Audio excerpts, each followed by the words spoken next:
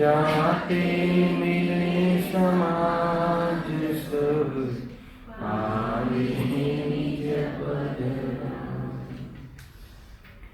आत्म रूप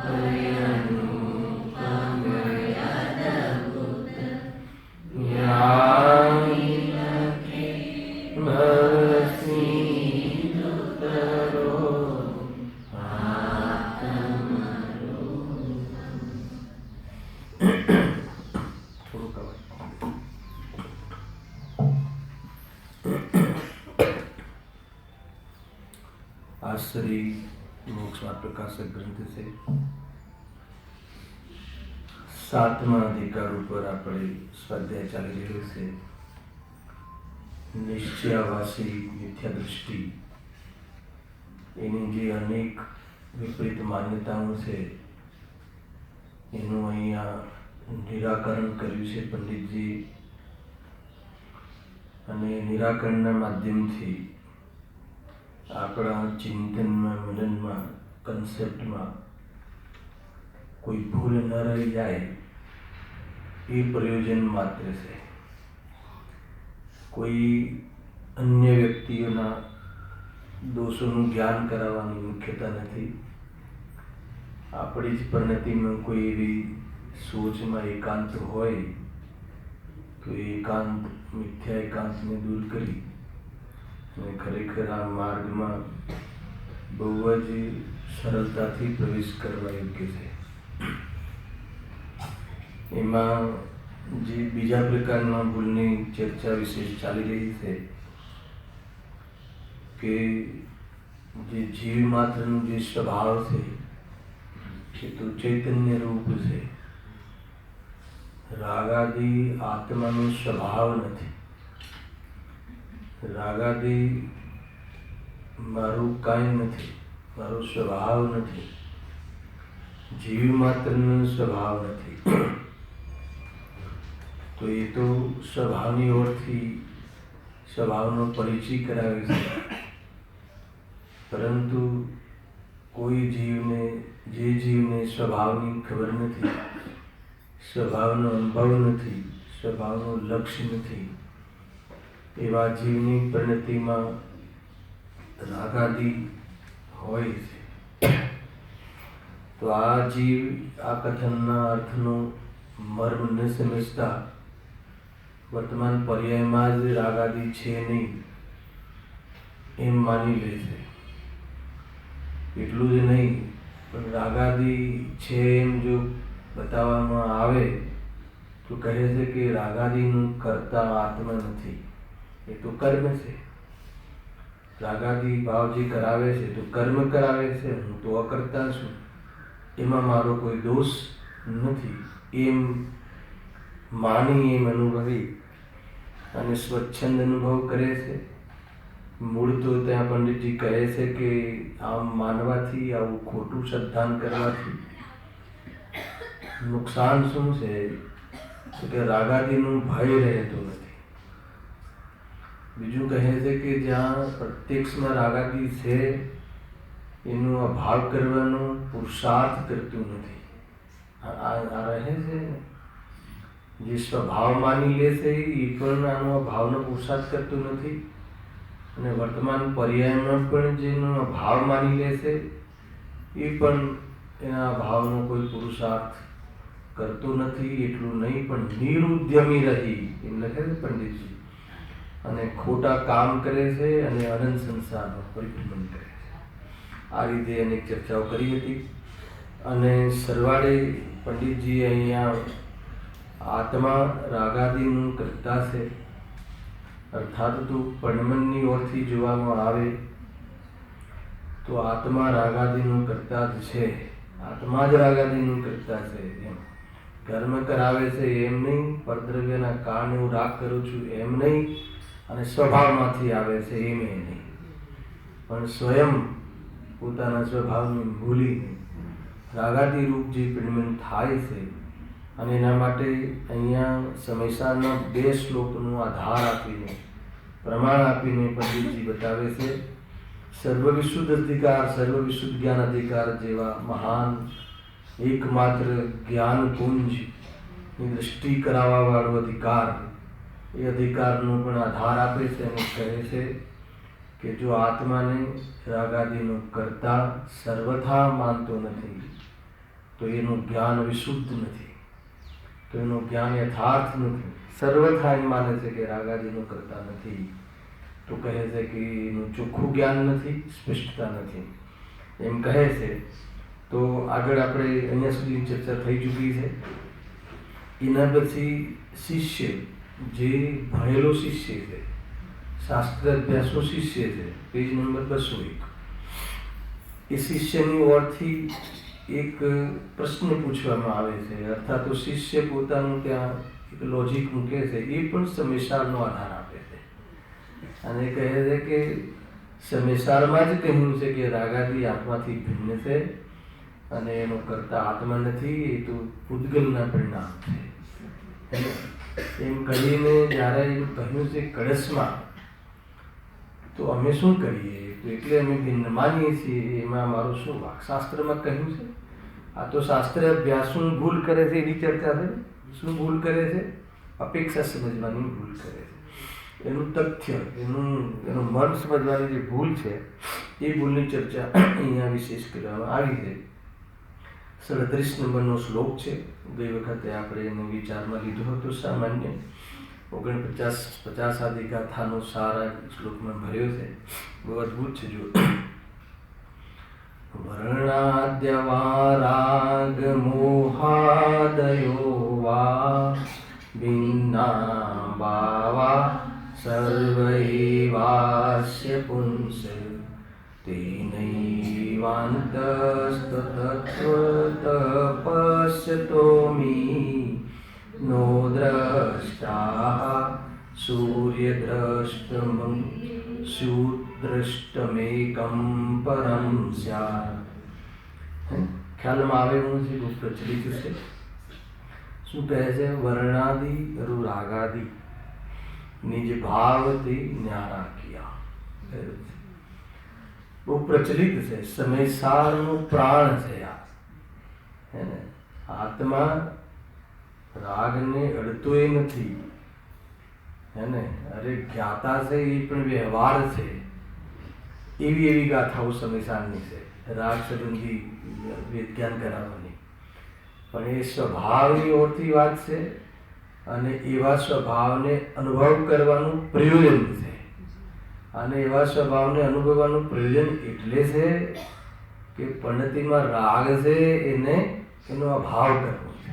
ખ્યાલ આવે આખું કેટલી વાત છે. રાગદાદીની પરિણતિમાં પર્યાયમાં રાગનો સદભાવ જ નહીં માને તો આ હું રાગાદી ભાવ મારા નથી એમ કહેવાનું શું પ્રયોજન?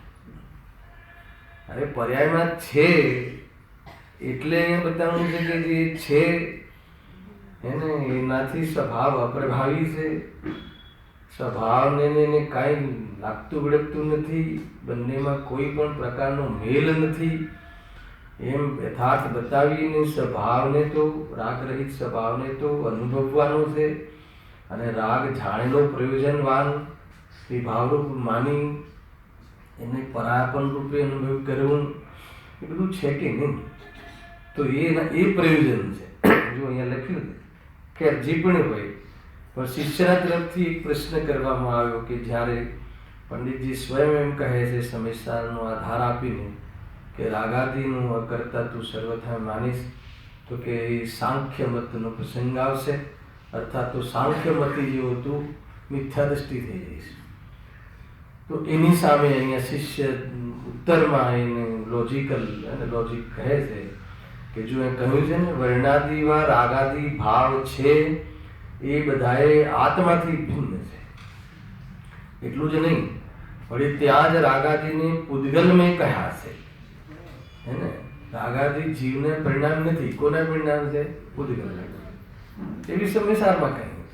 આગળ કહ્યું કે રાગાદી ચૈતન્યને અનુસારી થતા જીવના પરિણામ. અને એ જે જીવના નથી કહ્યા એ કયા જીવના, અને જે જીવના કહ્યા છે એ કયા જીવના, અથવા જે જીવના નથી કહ્યા એ કઈ રીતે, અને જીવના કહ્યા છે એ કઈ રીતે, અર્થાત પૂદગલના કહ્યા છે એ કઈ રીતે. અગર જો આનો ખ્યાલ ના આવે અને ચાહે પૂદગલના કહ્યા હોય કે ચાહે જીવના કહ્યા હોય, બંને પ્રસંગોમાં બંને નિરૂપણમાં રાગનો અભાવ કરવાનું પ્રયોજન છે. આટલું અગર જો એને ખ્યાલ નહીં આવે તો લડ્યા રાખશે આખી જિંદગી. એક કહે છે પૂદગલના કહ્યા છે, એક કહે છે પણ કોના છે અને મારા છે કે નહીં, પૂદગલના કહીને શું કહેવું છે એ તરફ જીવ કોઈ વિચાર જ નથી. કોઈએ આને અનુભવમાં ના લીધું. વ્યવહારની જૈન શાસનની મર્યાદા હે ને, વ્યવહારનું જે નિરૂપણ છે એ જૈન શાસનની સીમા છે, બોર્ડર છે.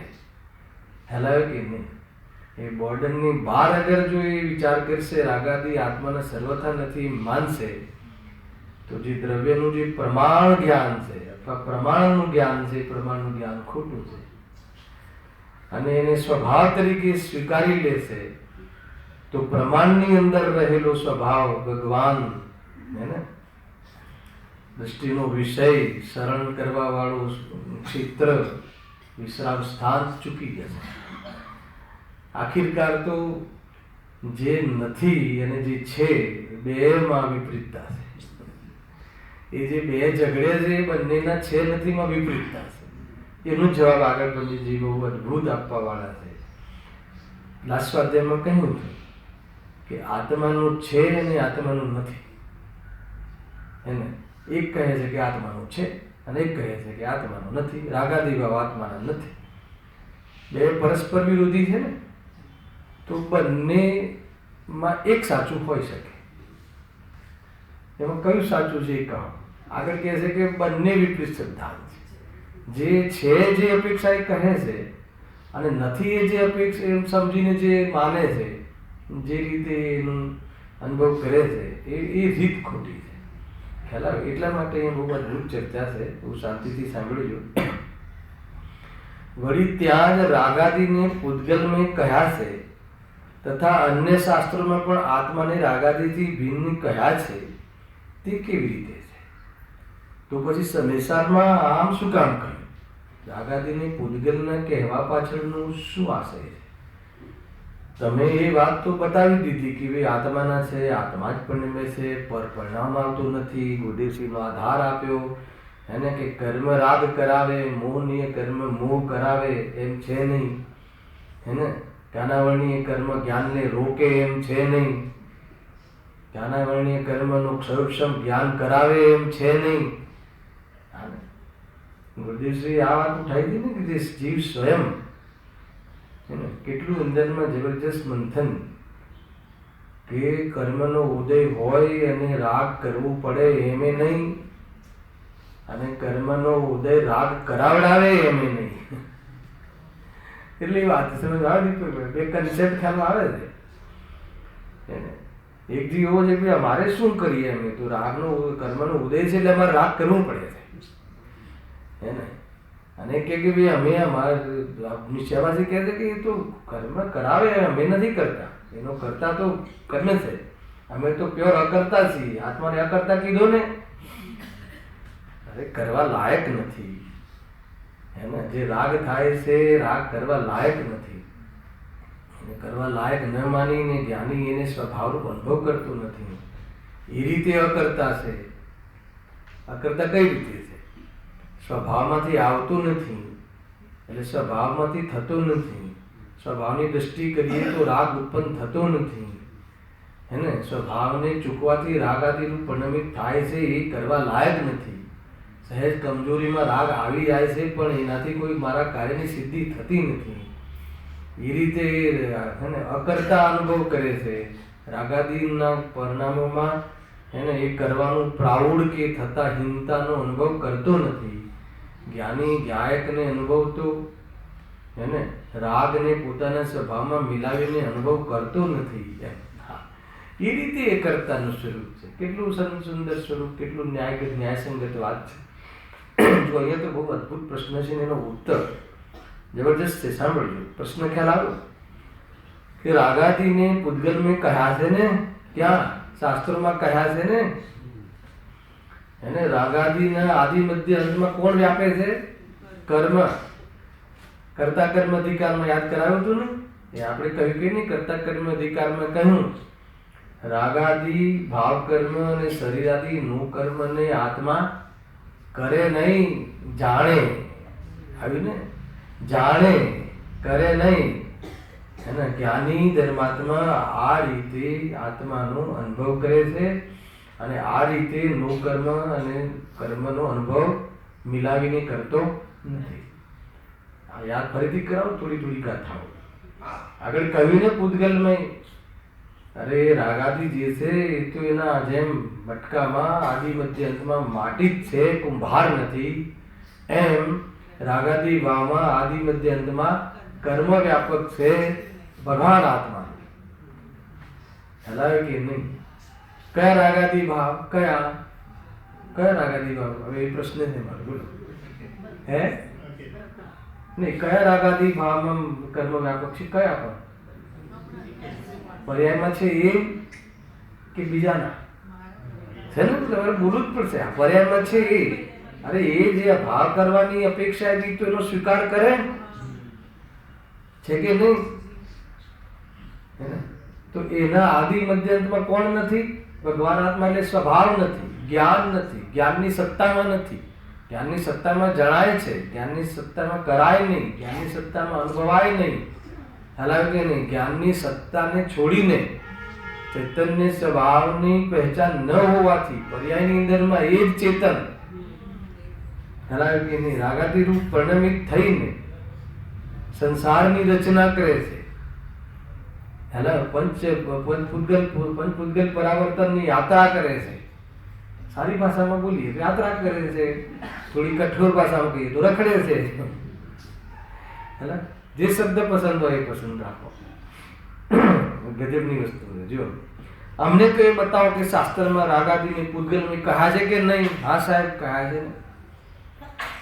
તો પછી એને એ કહેવા પાછળનો શું આશય છે? શું કામ એને રાગાદિથી આત્મા ભિન્ન છે, એને અત્યંત ભાવ છે, એને અડતો એ નથી, એને છૂતો એ નથી છે. તો એ કોની વાત છે? કઈ અપેક્ષાએ કહ્યું છે? શું કામ કહ્યું છે? બતાવો. ઉત્તર. હવે ઉત્તરમાં બહુ જબરદસ્ત છે. રાગાદિક ભાવ પરદ્રવ્યના નિમિત્તથી ઔપાધિક ભાવ થાય છે. પહેલા તો શું કહ્યું? રાગાદિ ભાવ પરદ્રવ્યના નિમિત્તથી ઔપાધિક ભાવ થાય છે. આ ઔપાધિક ભાવ છે, ઉપાધિજનિત ભાવ છે. આ સ્વાભાવિક ભાવ નથી. બરાબર છે? તો એ જે પાણી ગરમ થાય છે અગ્નિનો સંયોગ પામીને, તો એ નૈમિતિક કાર્ય છે જલનું, હે ને?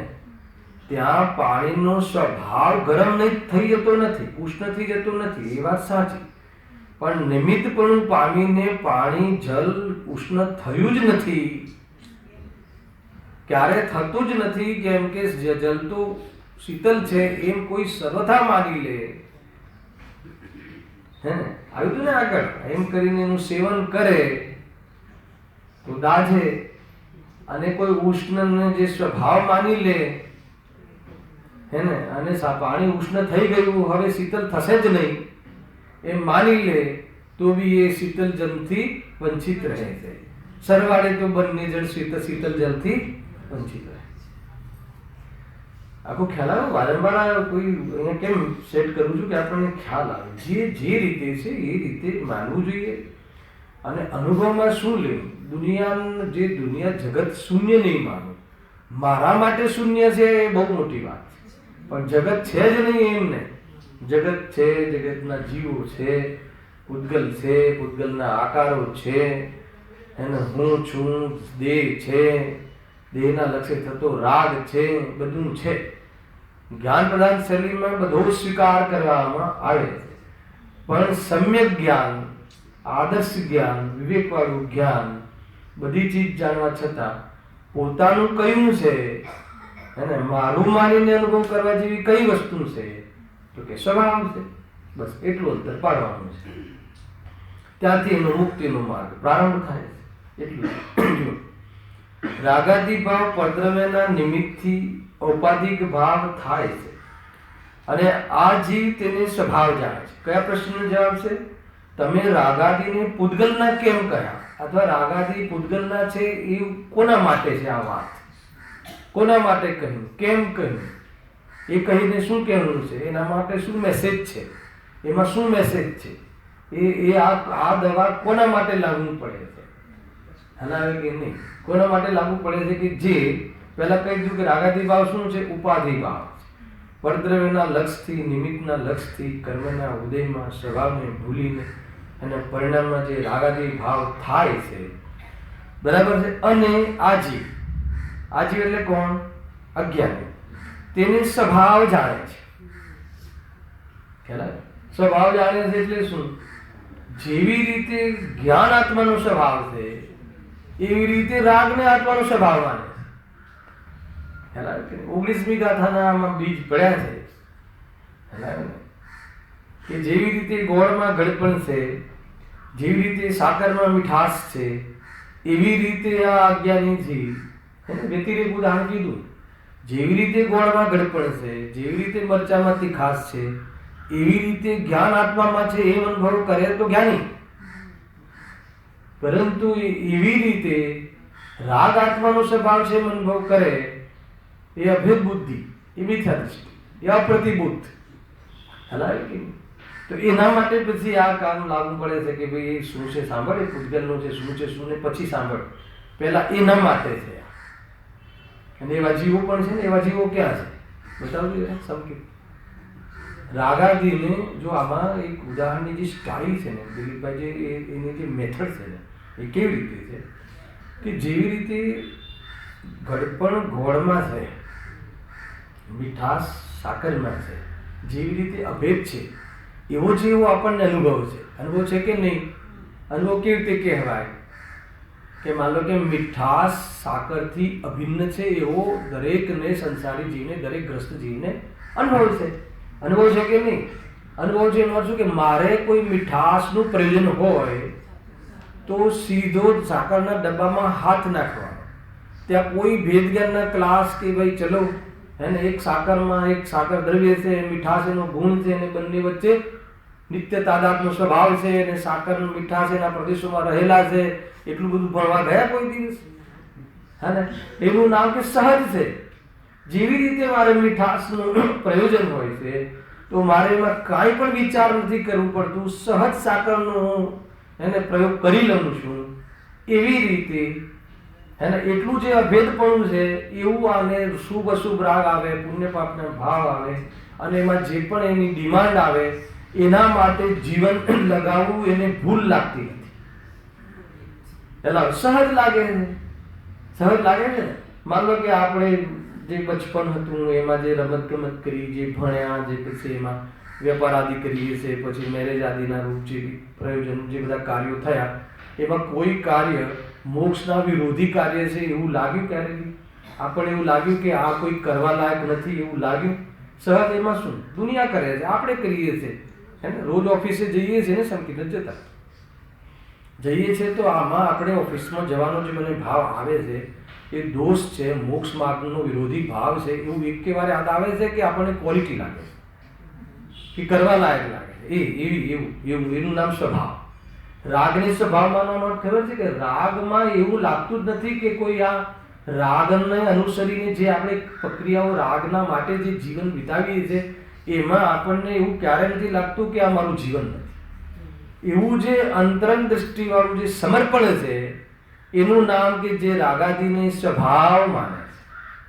આ એ કહ્યું ને રાગાદી. એમાં શું ભૂલ કરી? દીકરાઓ પ્રત્યે, દીકરીઓ પ્રત્યે, પોતા પોતી પ્રત્યે હે ને આપણને જે પણ એના પ્રત્યે પ્રેમ છે, એના પ્રત્યે સ્નેહ છે, એમાં શું ભૂલ છે બતાવો? એમાં શું દોષ છે? પહેલા એ બતાવો દોષ છે કે ભૂલ છે. પહેલા તો એ બતાવો. જીતુભાઈ બતાવો. ભગવાનના દીકરા દીકરીઓ પ્રત્યે તમને જે બહુ બહુ પ્રેમ છે, વહાલ છે, સારા શબ્દો બોલીએ શું છે, એ દોષ છે કે ગુણ છે? અચ્છા, દોષ લાગે છે કે ગુણ લાગે છે?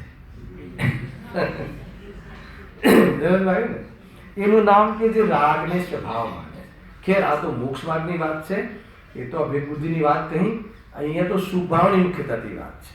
આપણ જે ભક્તિનો ભાવ આવે છે, પૂજાનો ભાવ આવે છે, જે પણ સ્વાધ્યાયનો ભાવ આવે છે, બતાવો એ ભાવ, એ જે પરિણામ આપણને ધર્મના કારણ લાગે છે કે અધર્મના કારણ લાગે છે?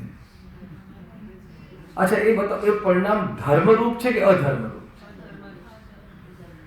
એને બોલવું કેટલું સહેલું છે, પણ માનવું કેટલું કઠિન છે.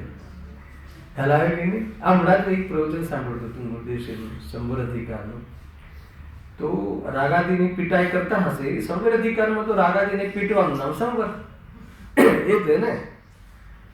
તો ત્યાં એ સમજાવતા હતા ગુરુદેવશ્રી. તો સમજાવતા સમજાવતા શ્રોતામાંથી કોઈ કહે છે કે આ રાગાદી ભાવને અધર્મ કહેવાય કે હા અધર્મ જ કહેવાય? અધર્મ એટલે શું? આપણે અધર્મ નો જેવું સમજીએ છીએ કે કોઈ ખોટા પેલા પરિણામ જે ક્લબોમાં જવાના નહીં. અધર્મ એટલે કે આ ધર્મ નથી, વિતરાગ ધર્મ નથી. હલાવે કે નહીં એમ છે. આપણને એમ એવું લાગે છે અધર્મ કહીને એને શુભભાવની એટલી નિંદા કરી છે, તો કહે છે કે અધર્મ કહીને એનું સ્વરૂપ સમજાવ્યું છે અને એનું સાચું સ્વરૂપ સમજાવ્યું છે. એ ધર્મરૂપ પરિણામ નથી, વિતરાગ પરિણામ નથી, નિરાકુલતા આપનારા નથી, અને આકુલતા મટાડવાના કારણ નથી. એમ અહીંયા તો જે આ રીતે જે બહારમાં જે વ્રતાદી પરિણામ શુભભાવાદીની ભૂમિકામાં આવે ના આવે એમની, પણ એને સ્વભાવ માની લે છે. લખ્યું ને આ જીવ તેને સ્વભાવ જાણે છે. એ પરલક્ષી ભાવ છે, સ્વલક્ષી ભાવ નથી. એ સ્વભાવને છૂટીને થવાવાળા ભાવ છે. એ ભાવમાં ઉપયોગ રહે છે. એનો એ અર્થ છે કે સ્વભાવમાં ન રહે. ખ્યાલ કે બહુ બધી વાત છે એમાં. એ છે ને હમણાં મારે દિલ્હીમાં એક પ્રવચન લઈ રહ્યો હતો, ત્યાં મેં આ કહ્યું કે અત્યારે આપણે બધા 10 હતું સમયસારનું વિધાન હતું, પછી પ્રવચન હતું. આપણે સમયસારનું વિધાન કરી રહ્યા છીએ, સવારથી સ્વાધ્યાય કરી રહ્યા છીએ. એનો અર્થ શું? એનો અર્થ શું? ધર્મ કરી રહ્યા છીએ હે ને. એટલું બધું સવારે 6:30 3 ડિગ્રીની ઠંડીમાં, સાહેબ દિલ્હીની જે 3 ડિગ્રી ઠંડીમાં 6:30 વાગે અહીંયા વિધાનમાં આવું, અમૃત પીવા આવું એમ. અને 31મી ડિસેમ્બર ગઈને 1 જાન્યુઆરી તમે જો 31મી ડિસેમ્બર બી સાધના પ્રવચનમાં બી હતા કે નહીં? બોલાવડે આપણને હતા ને સાહેબ. એટલે અમે એ પણ ઝેર પીવા તો ગયા નતા ને સવારે વળી પાછા નવા સાલના પૂર્ણિમા અમે આવી ગયા છીએ. તો બોલો એમાં એટલું ઉત્કૃષ્ટ કાર્ય કર્યું છે. હેલા પછી મેં ધીમે રહીને કહ્યું કે એનો અર્થ એવો ન લઈ શકાય કે એનો અર્થ કે આપણે હજુ આત્મામાં નથી. હા, બધું નશો ઉતરી ગયો ને. આ તો ખતરનાક નશો હતો કે અમે એને કોઈ ખોટી જગ્યાએ ન ઘૂમ્યા, ન ફર્યા અને અહીંયા મંદિરોમાં ગયા. એકવાર તો પંડિતજી શાબાશ કહો, હલાવે કે નહીં? છે ને કે એનું નામ કે સ્વભાવ માને છે. તમને બતાવો કોઈ આમ આ સ્વભાવ છે, સ્વભાવ છે એમ કરીને થોડી સ્વભાવ માને છે, પણ એની ફિલિંગ્સ બતાવું છું તમને. કે સ્વભાવ માનવા વાળા જેની ફિલિંગ્સ આવી હોય છે, એક વાર તો તમે એનું શ્રેય આપો. અમને એક વાર તો તમે એમ કહો કે નહીં. અને અત્યારે દિલ્હી જેવી રાજધાનીમાં હે ને, અને એવી જગ્યાએ બધા લોકો ક્યાંય ફરતા હોય ને કેવી રીતે 31મી ડિસેમ્બરને વર્ષનું એને મનાવતા હોય, અને અમે બાકાયદા પૂરી શિબિર ને આ ને તે ને આ કહ્યું ત્યાં મેં પ્રવચનમાં. તો તમે એક વખત તો અમને અમને આ મંડળને થોડુંક અમને એને શાબાશી આપી હોત, વખાણ કર્યા હોત તો શું જાત કરવાનું? એનું નામ શું? એનું નામ શું? આવું જેની અંદરમાં વિચાર આવે, આવું જેને અનુભવમાં આવે, એનું નામ કે આ જીવ તેને સ્વભાવ જાણે છે. ફિલિંગ્સથી લે પ્રયોગ. દીપકભાઈ તમે સુંદર અદભુત ભક્તિ તમે મોકલાવો, અમને લખીને સંભળાવો. અને બધી પ્રવચનમાં ગુરુદેવશ્રી કહે કે વાણીનો કરતા આત્મા નથી, અને જે એને ભક્તિનો ભાવ છે એ જીવ તત્વ નથી. એને જીવ તત્વમાં મિલાવીને અનુભવવાનું નામ મિથ્યાત્વ છે. બોલો સાહેબ, તમને એવું વાત ના થાય કે હે ગુરુદેવશ્રી અમે તમારી જ ભક્તિ કરી અને એક વખત તમે ગુરુ ભક્તિ પણ આવે અને ગુરુ પ્રત્યે પણ આવો અહોભાવ આવે એમ કહીને અમારું રાખ્યું હોત, અહોભાવ આવે એનો નિષેધ નથી, પણ તમે અહોભાવ આવે એમ કરીને અમારા રાગને રાખ્યો હોત, ક્યાં રાખ્યો હોત? દ્રષ્ટિમાં, એને સુરક્ષિત રાખ્યો હોત, એનો અર્થ કે મિથ્યાત્વ મોહ ધર્મ તાજો છે, એનો સમજમાં આવે છે આખી વાત? કીધેલું છે. હું તમને એ પ્રયાસ કરી રહ્યો છું કે આ જીવ કેવી રીતે સ્વભાવ માને છે રાગાદીને. કેમ તમે રાગાદીને પૂતગલના કહ્યા? સમયસારમાં આવી સોટી કેમ મારી? કેમ આવી પ્રજ્ઞાચીની પટકવાનું કહ્યું કે રાગ તારો એક ક્ષણ માટે તારામાં હે ને કેવો ભાવ છે? અત્યંત ભાવ આધ્યાત્મિક દ્રષ્ટિએ કહે છે. પછી અન્ય છે, તદ ભાવ છે, તે નથી, એ બધું મારે નથી કેવું. જ્યારે આધ્યાત્મિક એનું ચરમસીમા ઉપર આવે ત્યારે કહેશે કે ભાઈ એને એ તો પૂતગલના પરિણામ છે, એને એ તે છે કહે છે. તો કે કોના માટે? કે જે રાગને આવું છાતી લગાવે છે, જેને બહુ લાગે આપણને ગમે એટલું આ ગુરુદેવશ્રી જેવા મળ્યા આ અત્યારના યુગમાં, એને ખરેખર આ જે ચાલતી ભૂલને એવી રીતે દૂર કરવાના પ્રયાસ ગુરુદેવશ્રી કર્યા છે, સમજો. અને આપણને હવે અહીંયા નિશ્ચાબાસના પ્રકરણમાં આત્માના પરિણામ છે એ સાંભળવાનું કેવી રીતે ભાવે? હે ને? તો ગુરુદેવજી કહે છે કે એટલા માટે કહ્યા કે જે તને અમે ગમે એટલું કહ્યું હોય પણ અંદર અંદર ઊંડે તને એની શું છે? મીઠાશ છે, મીઠાશ છે નહીં? બોલો ચંદ્રકાંતભાઈ કહો કે હું ખાલી એટલું કહી દઉં કે અહીંયા સાહેબ બોરીવલીના પ્રમુખની વાત ન થાય, એક પણ પ્રવચન છોડતા નથી. કેટલું સારું લાગે તમને, હે ને? એવું ના લાગે કે ભાઈ એકાદ અઠવાડિયામાં બે અઠવાડિયામાં એકાદ વાર કહેવું, અને કોઈ આમંત્રણ આપવા આવ્યા હોય ને પ્રવચનો બેઠા હોય તો ખાસ કહેવું. એવું લાગે કે નથી લાગે? અનુભવાય છે આ. અને મને એવું થાય કે આજે કોઈ આટલી સૂક્ષ્મ વાત કહીને લોકોના હૃદય સુધી પહોંચે, પ્રયોજન સદાય એવી વાત કરી. આજે તો શૈલેષભાઈ એકવાર કહેશે, શું કહેશે કે અમારા શૈલેષભાઈ કરતા બી આજે તમે વટ પાડી દીધો. કેટલી બધી વાત આવી, અમારા શૈલેષભાઈ વટ પાડી દીધો. હવે જીવના પાપ મિથ્યાત્વ તો આમ સમજ આવે છે કે નહીં? હે બધું એવું જોરદાર ચાલે છે. અને જ્યાં સુધી તમે એવું ના કહો અથવા કહ્યું ને પછી જે મને ખરેખર જે આનંદ આવે છે કે અતિન્દ્રિય આનંદ આવે છે, તો કહે છે કે એનું નામ કે એને સ્વભાવ. તો એટલું ચેતવા જેવું છે ને કે આપણને હવે અહીંયા તો મારે તો એ બતાવવું છે, આ તો બહુ મોટો વિષય છે. ખેર અહીંયા તો તમે રાગને પૂતગલના કેમ કહ્યા? એવા જીવને લખ્યું, એવા જીવને જેને સ્વભાવ જાણે તેને બુરો કેમ માને? એ કેવી રીતે બુરો માને? તેના નાશનો ઉદ્યમ શા માટે કરે? શું કામ કરે? કે ભાઈ અમારે તો આવું સ્વરૂપ જ આવું છે, અમે શું કામ કરીએ? નાશ શું કામ કરીએ? ખ્યાલ આવ્યો કે નહીં? તમને થોડી ઘરની વાત કરું છે, હે ને? ઘરે ગાંઠ મળતી હું કહું તમને. એને મારી દીકરી છે ને, સદર્શનની પત્ની બહુ, તો એને હમણાં ઘડિયાળ ખરીદી, ખબર નહીં આવી છે કે નહીં? હેલા તો પેલી ઘડિયાળ આવે છે ને, નવું નીકળે છે કે તમારું પેલું શું એમાં હે બધું આપી દે કે એમાં હાર્ટબીટ કેટલા છે, એમાં બીપી કેટલું છે, એમાં તમે જે ખોરાક ખાવ છો એમાં કેલરી કેટલી છે, બધું આમ એકદમ ખાલી પહેરવાની. શું છે બેટા કે આમાં પપ્પા આવું થાય. તો પછી મેં સર પૂછ્યું કીધું કે એમાં બ્લડ પ્રેશર શું આવ્યું તારું? એટલે કે 90-100 જેવું આવ્યું. તો મેં કીધું કે નોર્મલ કહેવાય કે એબનોર્મલ કહેવાય? મને ખ્યાલ નથી આ જસ્ટ. તો એ કહે કે ના, નોર્મલ ના કહેવાય. તો પછી મેં કીધું ચાલો તે જાણ્યું તો ખરું કે 90-100 આવ્યું ને નોર્મલ ના કહેવાય. પછી શું કર્યું? તો કે ના, મારે તો એટલું જ રહેશે. ખ્યાલ આવે કે નહીં આવે? ના ખ્યાલ આવે કોઈ? એટલું જ રહેશે. એટલે શું મારો સ્વભાવ છે કે હવે એને એની અરે તમે ઘડિયાળ બાંધી એનો ઉપચાર કરવાનો હતો, તો ઉપચાર કરવાના બદલે તે એમ માની રાખ્યું છે કે મારે તો 90-100 સ્ટેન્ડર્ડ છે, ખ્યાલ આવે કે નહીં? 104 ડિગ્રી કાયમ મારે તો એટલું જ રહે છે, એટલે મારો એમાં પછી એનો ઉપાય નહીં કરવાનો, 98 માટે ઉપાય નહીં કરવાનો. તો કે એને જ્યારે સ્વભાવ માની લે, મને એવું ત્યાં વાંચતો હતો સવારે હું, અને પછી આ પ્રકરણ બની ગયું. ગજબ જો પંડિતજી અહીંયા લખ્યું ને, એને જે સ્વભાવ માની લે એ પછી દૂર કરવાનો ઉપાય ક્યાંથી કરે? પછી એને માની જ લીધું છે કે મારું તો આ જ સ્ટન્ટ, મારા આ રીતે જ રહેશે.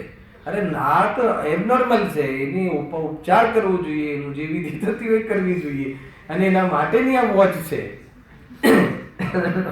ખાલી જોવા માટે આપણે બધું એવું જ કરીએ છીએ ને, શાસ્ત્રથી જાણીએ છીએ, પણ કઈ એપ્રોચ તો કરતા જ નથી.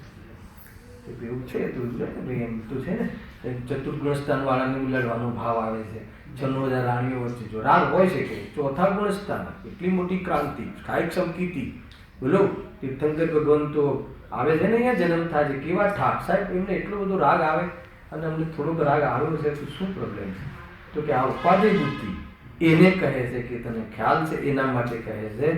અરે એ બુરો જાણે છે, એ છોડવા લાયક જાણે છે, એક સમય માટે બી રાખવા લાયક નથી માનતા, સ્વરૂપનો પુરુષાર્થ નથી, વાત જુદી છે, પુરુષાર્થ કમજોર છે, વાત જુદી છે, પણ એને ઉલટો પુરુષાર્થ નથી. આખી વાત સમજાય છે? જોરદાર છે. જો હા, વાત એના નાશનો ઉદ્યમ શા માટે કરે? શું કામ કરે? જ્યારે એ સ્વભાવ માને. હવે એ શ્રદ્ધાન પણ વિપરીત છે, હે ને? એ શ્રદ્ધાન એટલે પેલું શ્રદ્ધાન તો વિપરીત જ છે કે અમારે રાગ છે જ નહીં, વર્તમાન પરિણામ એ તો વિપરીત છે. હવે તારા માટે અમે બીજી દવા કહેશું, તને કહેશું કે તારો જ છે, બીજો નથી કરાવતો, હે ને? તારું સ્વતત્વ જ છે, જેવું જ્ઞાન છે એવું નથી, પણ તું જ પરિણમ્યો છે, અને એનો અભાવ કરવો એ તારું ધ્યેય હોવું જોઈએ. અને એને અભાવ કરવા માટે સ્વભાવ નથી, મારો નથી, ત્યાંથી શરૂઆત કરવી જોઈએ. હાલ આવ્યો આખું આ સ્ટેપ છે. એ તો જુદું, પણ અમે જે પૂતગલના કહ્યા, અમે જે તને 2 શ્લોકોનો આધાર આપ્યો કે આત્માના જ છે, એ કહ્યું એટલા માટે કહ્યું કે કોઈ એવા જીવો બહુ મળે છે સંસારમાં કે જે એનો સ્વભાવ માને છે, એને બુરો નથી માનતા, એને ધર્મ માને છે, અહીંયાની ભાષામાં આ ફીલ્ડમાં ધર્મ માને છે, ધર્મ માનીને સંતુષ્ટ રહે છે, એના અભાવનો પુરુષાર્થ કરતા. ખ્યાલ આવે કે નહીં? એને એમ કહીએ છીએ, એને કહીએ છીએ કે ભાઈ તારું શ્રદ્ધા વિપરીત છે.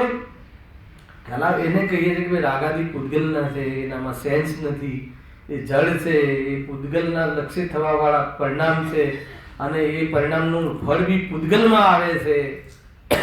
પૂતગલમાં આવે છે.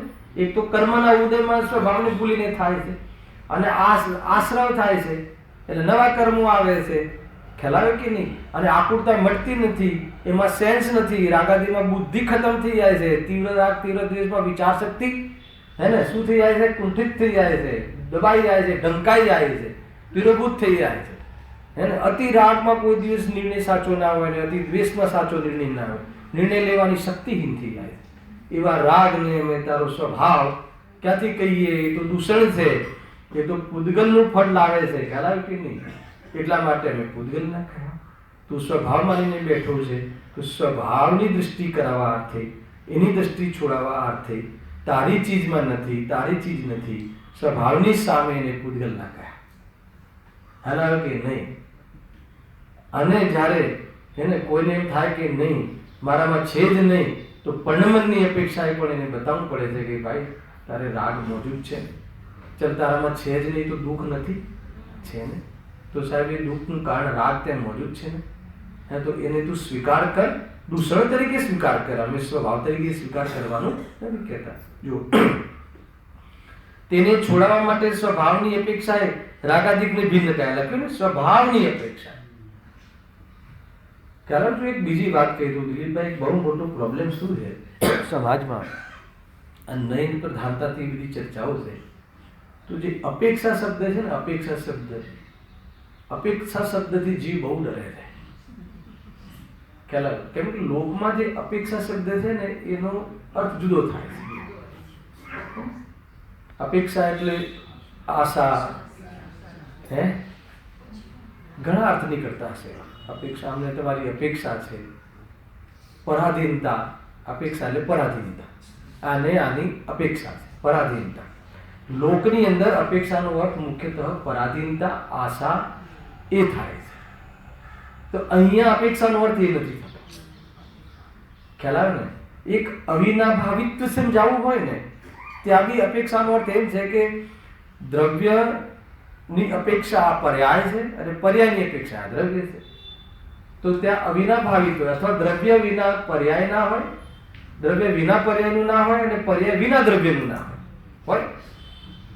કોઈ દ્રવ્ય પર્યાય વગરનું હોય, બોલો, અને કોઈ પર્યાય દ્રવ્ય વગરની હોય, તો આ અવિનાભાવિત્વ છે. દ્રવ્ય હોય તો પર્યાય હોય ને પર્યાય હોય તો દ્રવ્ય હોય. એકબીજાનું કારણ હોય એમ નથી કેવું. સમજો, આ બધી તમે બહુ ઉપયોગ સૂક્ષ્મ રાખજો. એનો અર્થ એમ નથી સામાન્ય વગર વિશેષ ના હોય ને વિશેષ વગર સામાન્ય ના હોય. દીપચંદજી કાસલીવાલ અને એમ કહે છે, પરંતુ સામાન્યના કારણે વિશેષ છે ને વિશેષના કારણે સામાન્ય છે એમ નથી. હેલાવે કે નહીં? ગજબની વસ્તુ છે. આમાં પૂર્ણ પરમાત્માનો સાર છે આ કથનમાં, હે ને? પર્યાયમાં પરમાત્મા પદ પ્રગટ્યું અથવા શુદ્ધતા પ્રગટી એટલે દ્રવ્ય શુદ્ધ થયું એમ નથી, હે ને? અને પર્યાયમાં અશુદ્ધતા ચાલે તોય દ્રવ્ય શુદ્ધ છે, એ રીતે છે. એને ગરજ નથી પર્યાયની શુદ્ધતાની, અને દ્રવ્યમાં શુદ્ધતા છે એટલે પર્યાય શુદ્ધતા કરી એમ નથી. પર્યાયના સ્વકારમાં સત્કારકથી દ્રવ્ય સ્વભાવને જોઈને શુદ્ધતાનો આનંદ લે. બંનેમાં કારણ કાર્ય સંબંધ નથી, પરંતુ અવિનાભાવિત્વ છે કે દ્રવ્ય હોય તો પર્યાય હોય જ, કેમ કે દ્રવ્ય ગુણ પર્યાત્મક અખંડ પ્રમાણનો દ્રવ્ય છે. એક તો અવિનાભાવિત્વમાં અપેક્ષા શબ્દ લાગુ પડે છે, અને એક નયના પ્રકરણમાં સમજો અહીંયા અપેક્ષા બે રીતે નથી. અહીંયા નયના પ્રકરણમાં અપેક્ષા એટલે દ્રષ્ટિકોણ, અપેક્ષા એટલે વિશેષતા, અર્થાત અપેક્ષા એટલે મુખ્યતા. હલાવે કે નહીં?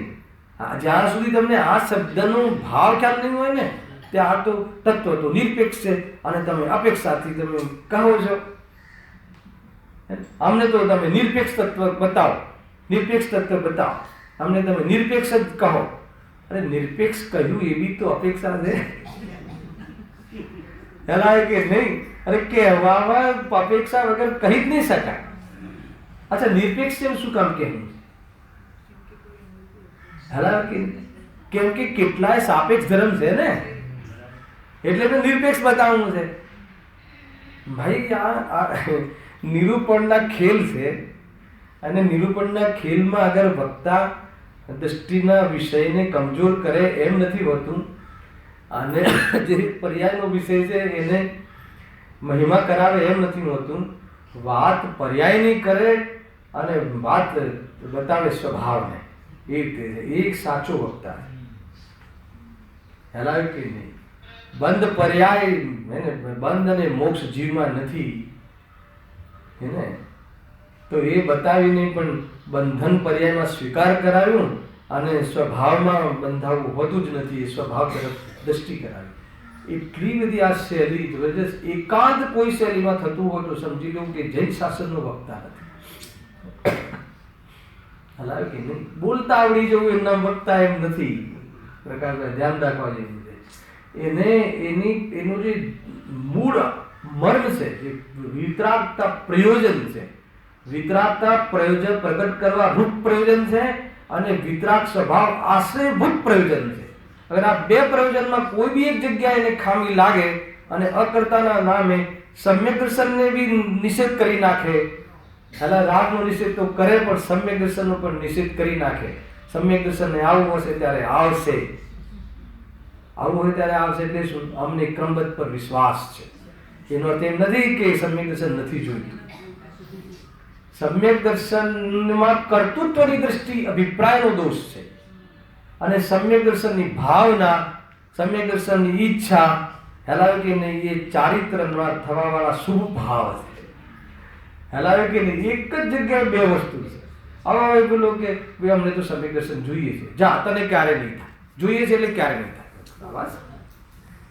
અરે એમાં સમ્યક દર્શન જોઈએ છે એટલે હું સમ્યક દર્શન કરી શકું છું, કરીને જ રહીશ, હે ને? હું પર્યાયની કર્તૃત્વ બુદ્ધિની અપેક્ષા કહે તો સમજી લે કે ક્યારે નહીં થાય.